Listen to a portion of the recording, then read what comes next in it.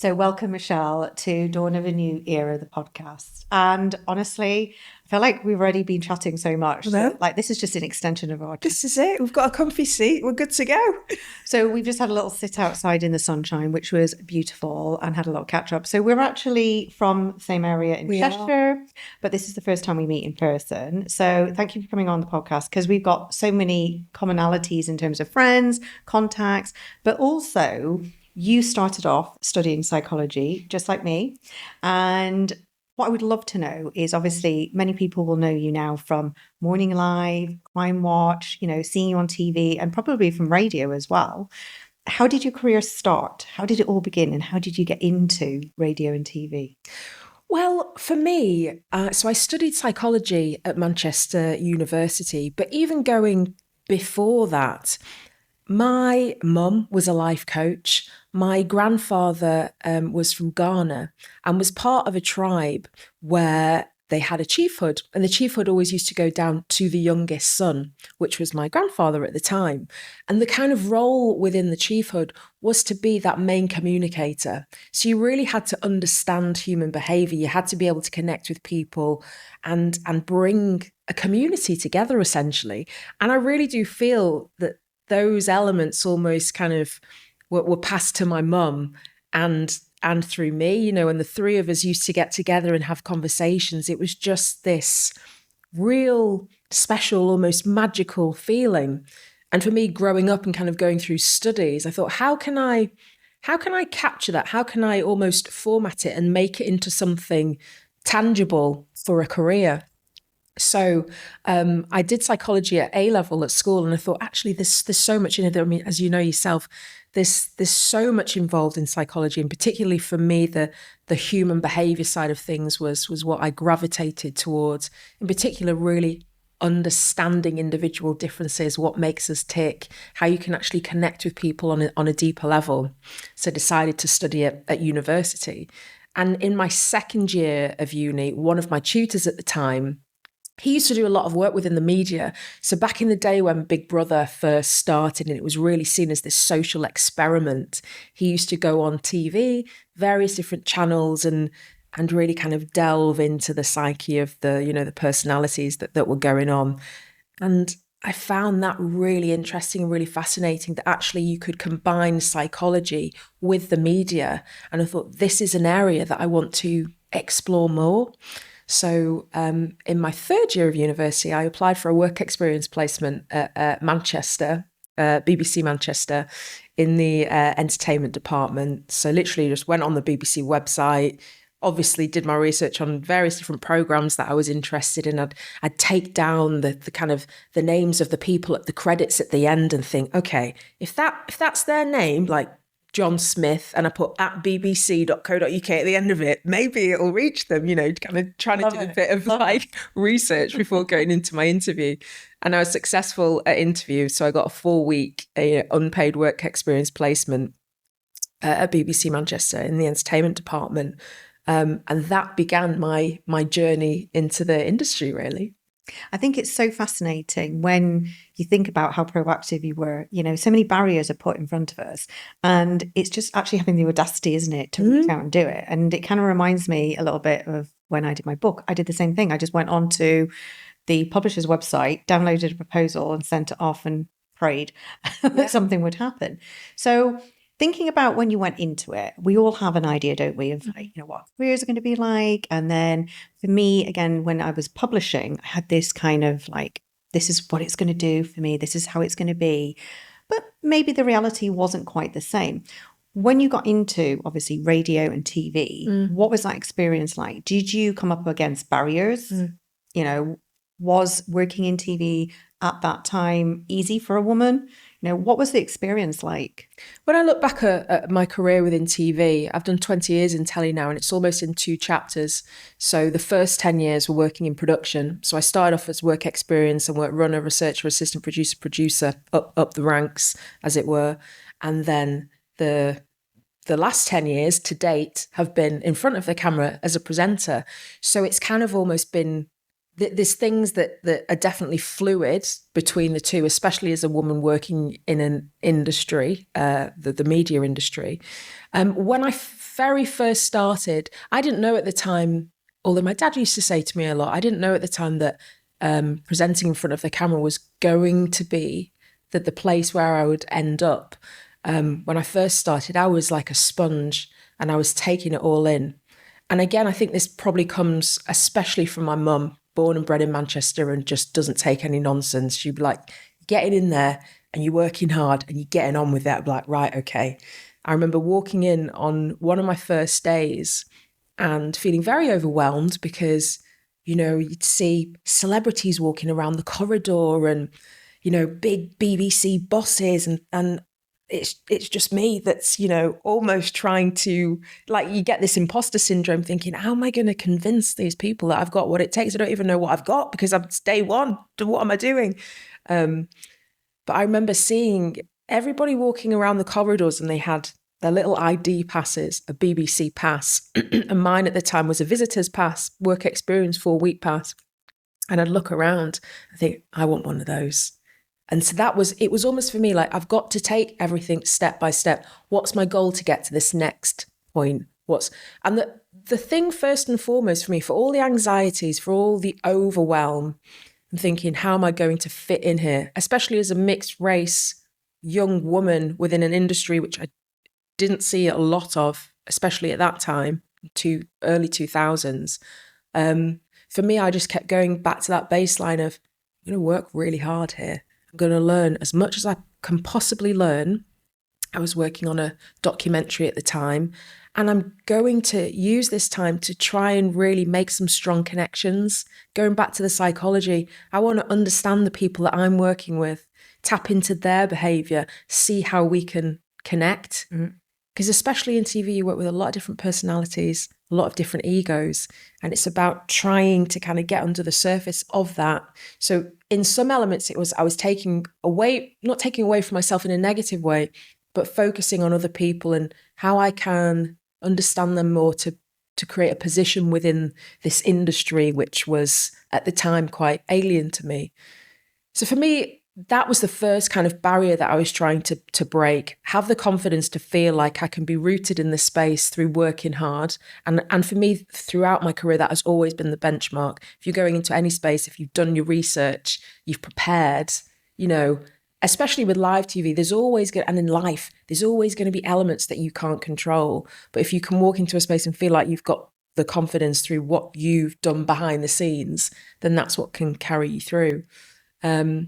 I think over the years across production and presenting, you're working in an industry that is incredibly competitive, that is evolving all the time. I mean, I worked back in the day when Facebook had just started, you know, it was kind of like the dawn of social media. Absolutely. You know, and now it's a completely different world. And I get a lot of people messaging me saying, I really want to work in this industry. How can I be a presenter? How can I be a producer? And the thing that I always go back to when people ask me is, what research have you done to get to this point? You know, what have you looked into? I say, well, what are you interested in? What would you like to do in telly? And certain people will respond and say, well, actually, I like this type of program. I watch these are my interests. And certain people will say, I've got no idea, but I'd just like to work in the industry. And for me, that's not doing enough research. That's not doing a preparation. It's like you've got to lead with your passion. Yeah.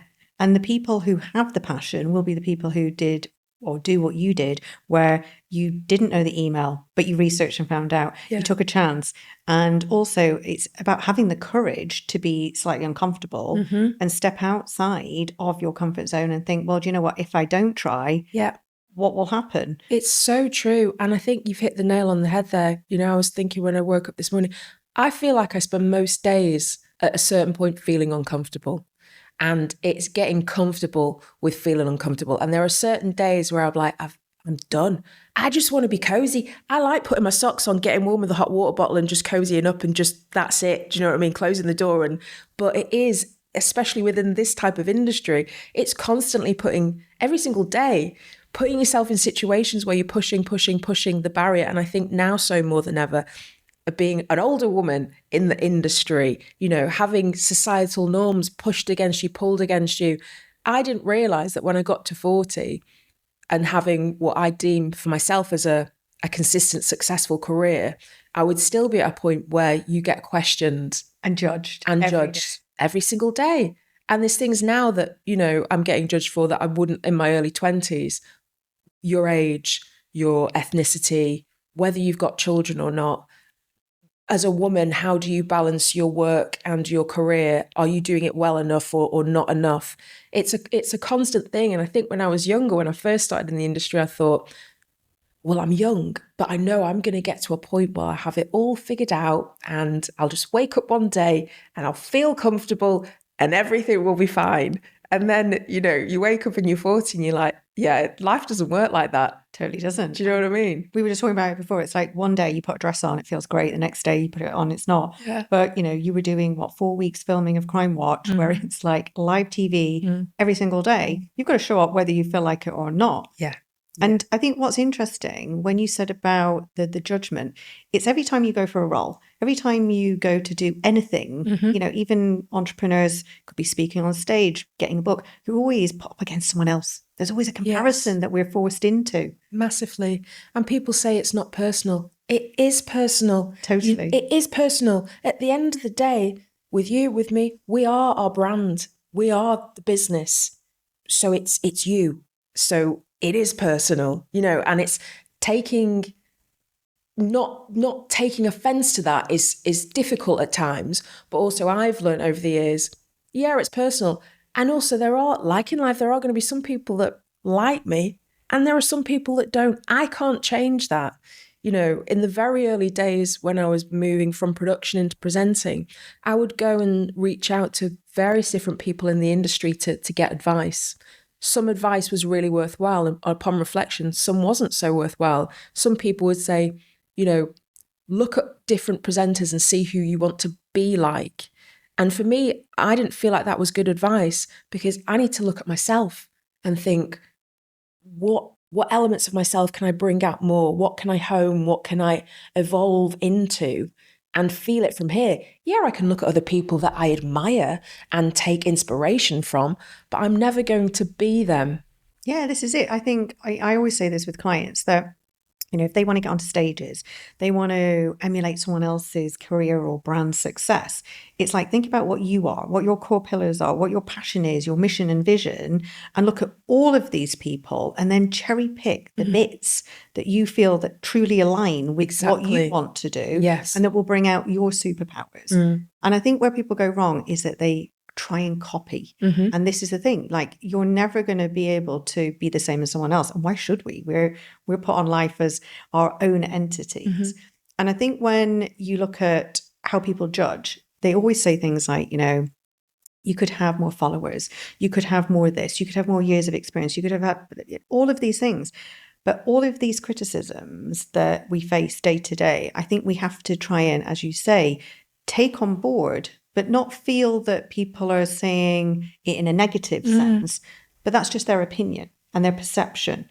And it's whether your face fits at that right time. And it's almost like the rejection piece for me, the more I've been rejected, those are the times that have put me into a catalyst of growth like never before. So true. Yeah. I literally couldn't agree with that more.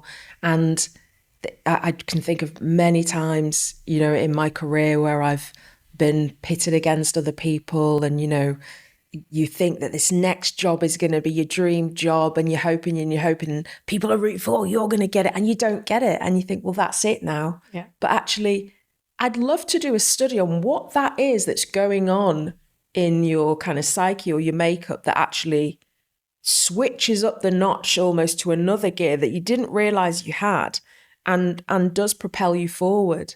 I feel like it's an inner resilience. Yes. I feel like the more you condition yourself to trying, having the audacity, having the courage, putting yourself out of the comfort zone, it's almost like that just becomes your new norm. So that when you don't get the thing, it almost feels like, well, the belief and the, I suppose, reference point you have in your mind is, I go back to what happened last time. Well, do you know what? Actually, last time I pivoted, I did this, and I pushed on, and I got greater success. Yes. And it's almost like the universe serves us in that way. It's like, it's not meant to be. It's because true. we're meant for greater things. Yeah. And I think within all of that, if you're continuing to work hard, it is going to pay off. And, after years of being in the industry now, to have the evidence to back that up, to reflect and look back on the times, well, you didn't get that, but look what happened next. You didn't get that. And the consistent thread through all of that is not giving up, is having faith within yourself. And also for me, I think, again, within TV, not just relying on external validation. If I spent my life within my career just basing how I feel about myself day to day on what, a few people within the industry have said to me, positive or negative, it can be really unhealthy.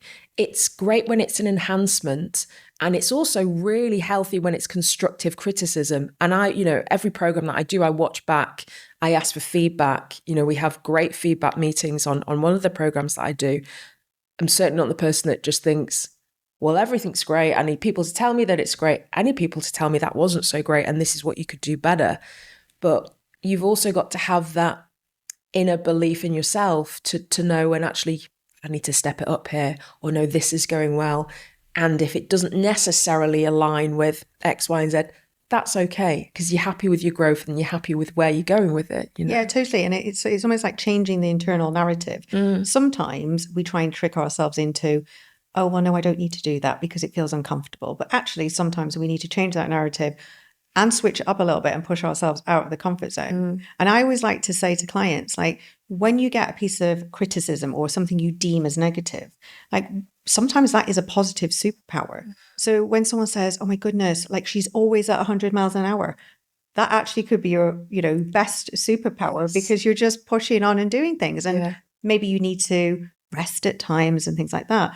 But we are conditioned to take on board people's advice. And sometimes it's what we do with it. It's fine to take it on board and think, right, okay, is this good? Is this bad? Can I take something from it? What is the challenge? What's the positive? And I think the thing is here is that you're faced with that day to day. Like, being an entrepreneur, we're faced with it in different ways.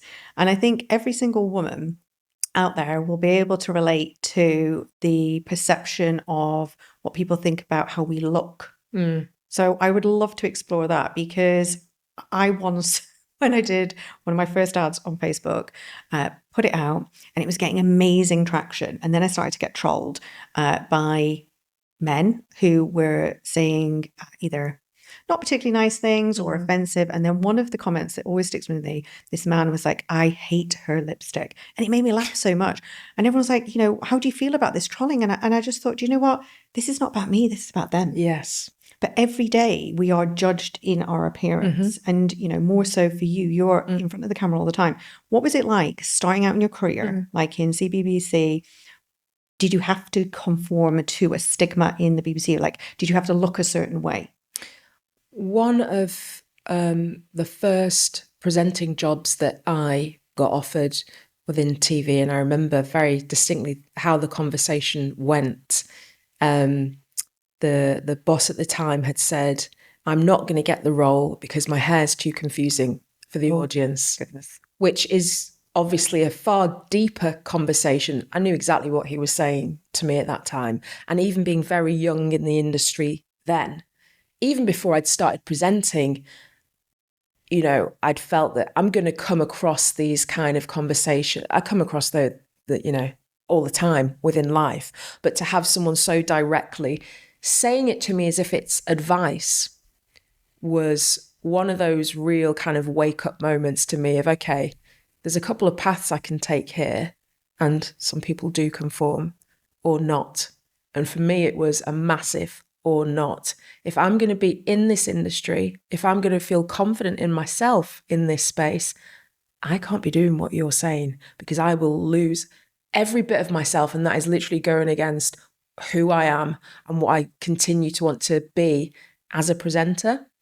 And you do realise, every day, every time I do live telly, I don't spend too much time, to be honest, going on social media comments, but some people really do like to try and make a beeline so you can see it in your DMs or, on your pictures and stuff.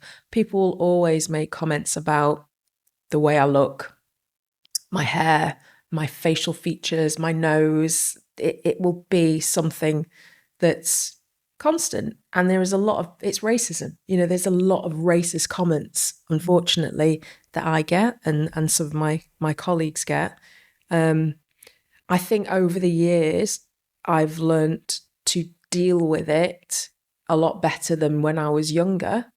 Not that I was ever shocked by it, unfortunately, but it was something that I would really kind of take to heart. And, when you feel injustice, you want to be able to right the wrongs. You want to be able to, almost going back to psychology, have a conversation with that person and make them understand, or try and understand why they're saying what they're saying.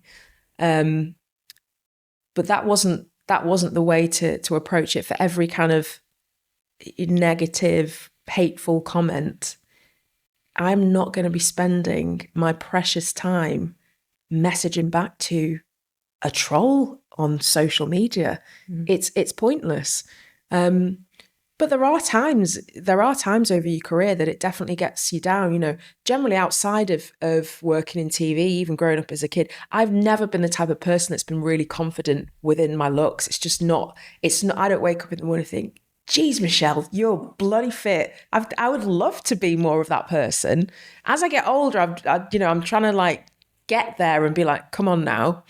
But I've never been that type of person. I think when I was younger, and I used to get negative comments about my looks, I would soak it in a bit more. It would almost be like trying to verify how I felt about myself. But even then, there's always been something in me that would just kind of do things despite that. Like, yeah, there's plenty of times where I'll sit on telly live in the morning, the monitor's there, and I'll look at it. I don't feel confident with the way I look today, despite having a lovely experience in makeup or whatever it might be. But am I going to smash this show and do a cracking show? Yeah. And am I going to come away and feel good in myself overall? Yes. And is that going to be influenced by some random person on social media? No.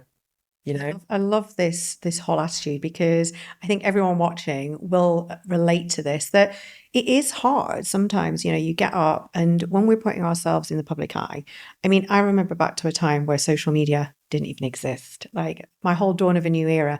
I feel like I started my business when the internet began, my first agency. And one of the things is I got a fellowship from the Royal Society of Manufacture, Arts and Commerce. And I was the youngest person, the youngest fellow, and I was a woman. And that was very much pointed out.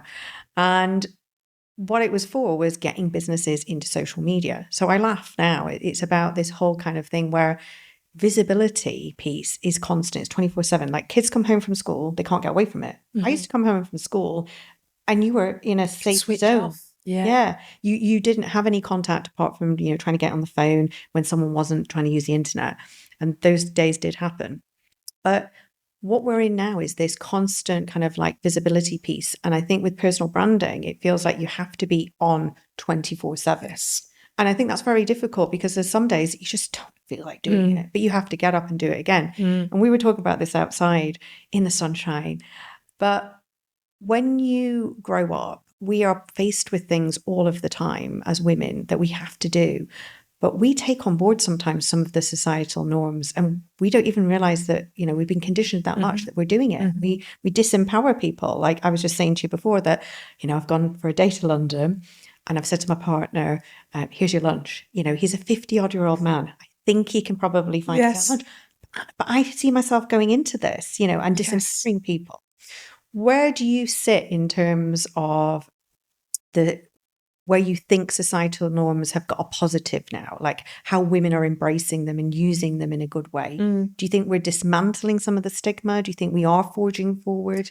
I really do think we are. And for all, the negativities that we've been talking about regarding social media and the trolling, I think this is where social media can actually come into its own. Because again, for all the stress that we do put on ourselves as women to be doing things all of the time, and when it comes to social media, to be posting about our businesses, to be posting about what we're doing on live television, to be telling everyone about a new series, this, and this, as well as our home life. Look, I'm a normal person. I'm doing this too. It's a lot.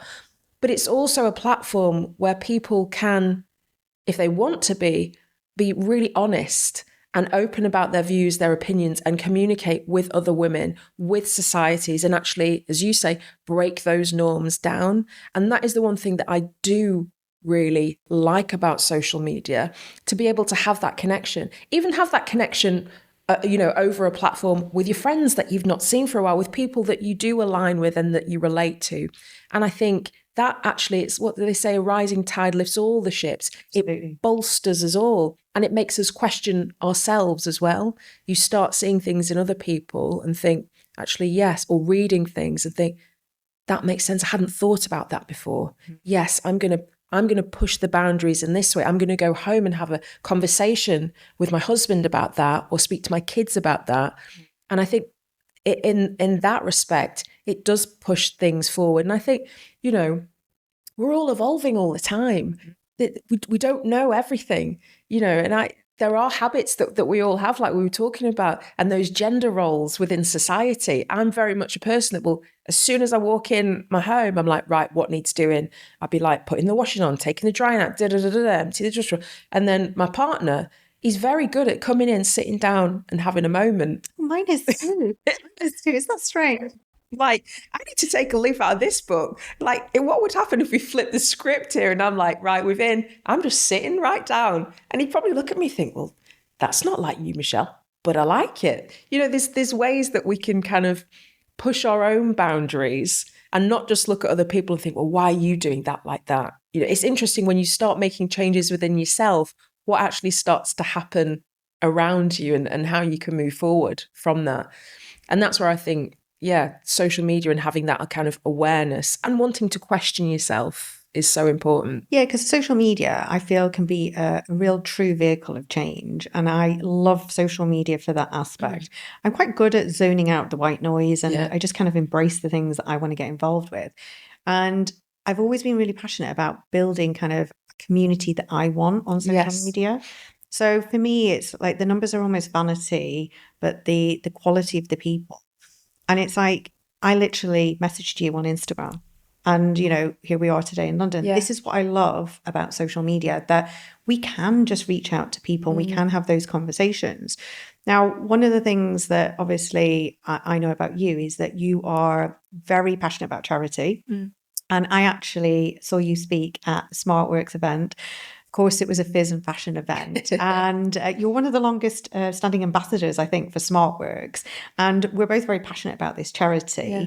Tell me a little bit about how you got involved in it, because it's an amazing charity. It really is. It really is. And the whole focus on the charity is to inspire, empower women to be the best version of themselves, get them a foot on the ladder. And it's amazing working with incredible women. And actually, it was through an incredible woman that I ended up working with the charity. So one of my old bosses within BBC, who was actually the person that changed my contract once I'd done my 4-week unpaid work experience placement. Oh, I love this. She was the one that actually called me into her office and said, Michelle, I would like to give you a fixed term contract as a runner in BBC Manchester. It was on the 4th floor in Manchester Oxford Road in the entertainment department. And I remember sat on a sofa, like nearly in tears. And,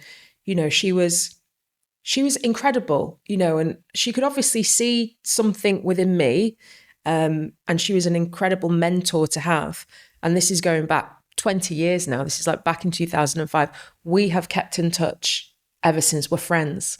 And I'd always said to her, even throughout my time at the BBC, I'd always be going to her for advice and say, Caroline, I'm looking to set up some kind of mentorship scheme, or what else can I be doing within the BBC that can help other people that might be coming in, and how can I help with their progress? So she knew I was always interested in trying to help others and in different ways. And she'd been a part of the charity. So it was actually through her that she said, Michelle, do you want to come to one of the events with me? Because I think actually being involved in this will be right up your street. So she introduced me to Jan from the charity, and we had a lovely lunch, the three of us.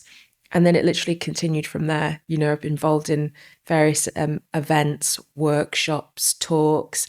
And you were talking about community earlier.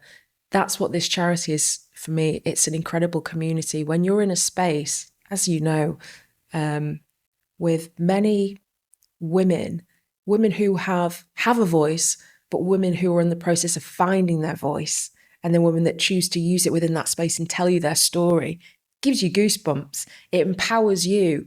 And it's like ping pong. It's like throwing a ball in a, I don't know, bouncy squash court, and you just see it bouncing, bouncing, all this energy is kind of bouncing around the room, and we're all helping each other. So it was lovely to think how that's actually all come full circle through Caroline almost paying it forward, and I've been able to help other people through that. Yeah, definitely. And I think with the charity, one of the things that I love about it is that when you think about how dressing makes us feel, and the fact that these women who were going for interviews, and there was one woman who spoke at that event that we met at, and I think she'd been to like 55 interviews, something absolutely crazy. She come out with an amazing job, couldn't get a new job, came to SmartWorks, got this amazing sort of styling and, this whole new outfit. And then they do coaching as well. Yes. And then her next interview got the job. And I think it's these things that we see, charities like that, the impact that they make. And I think as, personal brands, founders, presenters, whatever, we can all do more, in those spaces. And it's to do a little good in the world, to give back. I think that is where true enrichment of life kind of comes from. What would you say on a day-to-day lights you up? What makes Michelle really happy? What makes me really happy, it's generally actually feeling a part of a community, of a part of a society, and helping people, trying to make a difference. Within my role as a producer and as a presenter, I have various mentees now. So, people might reach out to me on social media or internally through the BBC. And I love spending time actually helping others. And it's not just about me offering advice and saying, well, I did this, this, and this. It's actually really taking the time to listen, to hear people, and to share stories. And I always come away from that experience feeling enriched and feeling full, feeling fulfilled, and knowing that other person can feel the same. And I think within that, as I've gotten older, another thing weirdly that makes me happy is actually feeling confident enough to be vulnerable in certain spaces and being honest. And again, going back to SmartWorks, the charity, when you're listening to women speak, they're talking about the hardships in their life. They're connecting with you on a level that is deeply personal, but sharing it in a way that we are all being able to benefit from and go and help other people. And I just think to get to a point where whatever you're doing, you're getting up in the morning and you're getting on with your day, but you think, okay, I know the things that are going to happen that are within my control. There are going to be other things that will happen today that are out of my control, but I'm going with it. There are times when I'll be vulnerable and honest and open and have to communicate. And that's a really rich, kind of beautiful tapestry to have. It kind of gives you that confidence, like, it's okay. And I've got this. And I think what I love about this conversation is the fact that nobody has got it planned and nailed 24/7. There doesn't reach a point in your 20s, 30s, 40s, whenever, that you wake up and you think, yeah, I nailed it, And I actually thought they did. I did. Back in the day, I'm not going to lie. When is it coming? Because I'm not going to lie. I thought it too. And, the thing here is I thought in my life that I would follow some of the societal norms. I totally didn't. I mean, not really a conformist anyway. I've always kind of challenged the status quo. But I think what is really interesting is when I reflect back on some of the things I did, I've taken quite big risks. And I think some of the things in my life defined that. I actually lost 6 people in 6 months just when I was starting my first business at 21.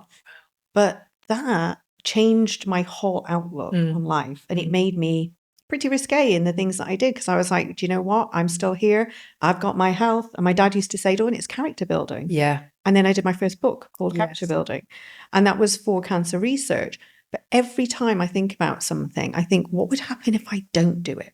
So what would be your best piece of advice for anyone listening who is thinking, do you know what? I just want to level it up a little bit. I want to push a little bit harder. Like, I've got this goal, I've got this dream. Like, what would we say today? What would be your advice? You know, it's so funny because I talk to my mum about this a lot and she just says, just do it. It's like we can spend a lot of time now sitting down and going through the minutiae of what you need to do here, there, then, next. But actually, the first thing you need to do is reset your mind. The first thing needs to be an action point. Just do it. You need to, it's almost like not putting the snooze button on 10 million times when you wake up in the morning. Just get up, switch that light on, drink a glass of water. Your body's activated, you're engaged. So that would be my first point of advice. Actually, try and declutter your mind of all the reasons why this potentially couldn't work. If this is something that you're really passionate about, if it's a dream that you've had constantly, tell yourself that you are going to do it. That needs to be the first thing in your mind. And then you start working out the process. I mean, for me, like I said, research has always been the key for me, preparation, taking time to really understand. If I'm going to do a live show first thing in the morning, I'll be spending the night before reading through the briefs. I'll be going through the contributors that I'm interviewing. I'll be finding out the little pieces of information that people don't really know. What is it that's going to set me apart? What is it that's going to make this conversation for them feel like it's something on a different level? So what can you be doing? Because actually you realize a lot of people don't do that. A lot of people don't do their preparation and don't do the research, you know? Yeah. And then the thing is here is like, I guess your goal is really about the communication. It goes back to what you said before, making sure that that first person is like really seen, like really heard and really noticed, and that you actually care. I think that you've hit the nail on the head. Having authenticity. And I think when I watch television, you can see with certain people, it comes through the camera. You know, you can see people that genuinely care and are authentic. And isn't it a nice feeling when you go into a room and you feel that? Like when I met you and we were chatting, sat outside, I was like, well, this is lovely. I can feel it's different. You can feel that difference. Yeah. And if you have got that, I mean, that just takes you, you're not trying to convince yourself basically, as well as everybody else. You've already got that faith and you care and you feel and you're looking forward to listening and hearing. That just kind of, you're floating then, you know. And this is it. I think it's a big communication thing. I love what you say about the communication part, because for me, when I first started, I found it really difficult being so young in business, a lot of rejection, a lot of kind of stereotypes, like, you know, a woman working in tech and things like that. But I didn't really let it bother me. But one of the things that I was so absolutely certain on every single day was I was just going to communicate in the way that I wanted to be communicated with. You know, like almost like do unto others have done to yourself. Yes. And that has been, honestly, the biggest foundation for my success, because it's about people. Like if you gel with people, everything seems to flow and everything feels nice and the opportunities come. And it's almost like sowing a seed of happiness every day and showing gratitude. And what you said about the whole just kind of get it done. I love this principle, because I always say to people when they say, Dawn, I just need a plan. You don't need a plan. You just need a vision. You need to start breaking down some of those actions and start implementing. Like just get something in motion. Yes. Because I love a bit of crazy chaos. Some of the things that have been my biggest growth has been things that I've just gone, do you know what? I'm just going to do that. Yeah. And I get it out there before I'm even certain of how it's going to look and work, but it just feels right. That's the thing. And the crazy chaoticness kind of comes together in the end, you know. Well, it's kind of, it's creative, you know, and it's genius, isn't it? And I think there's really something in that in terms of our psyche and how we're built physiologically. I even know if I'm really trying to make myself go to the gym in the morning, you can tell yourself every single reason not to go. Again, alarm, don't snooze it. I will put my gym kit on as soon as I'm out of the bed. So my trainers, I'm walking around in my trainers. So, and it's even just having your body in the gym kit clothes, suddenly something sparks. Well, I'll go, even if I do 5 minutes, it's better than nothing. Then it's you get perfect action. Exactly. Like, at least we're doing something. Yes. And I always say, like, you know, you can't condition a habit. You have to change the environment first of all. So if your environment, you know, is kind of like, you get up in the morning and you're kind of like sitting down and laying around before you do it. Like for me, I just have to do a form of Pilates every single morning because it sets me up. I literally don't think. I literally, the alarm goes off, I get up and I'm in Pilates mode. It's habit then, isn't it? Yeah. because the environment for me was like, well, I know that I will flow better if I am doing this thing. So my environment was put the phone somewhere that I've got to get up and do it. Yes. Okay. And then once I was kind of in that whole motion, I was kind of doing. And then the first thing would be like, right, get an espresso, do the things I like doing that get me on that journey and get me in the car. So we're on to my favorite part of the podcast now.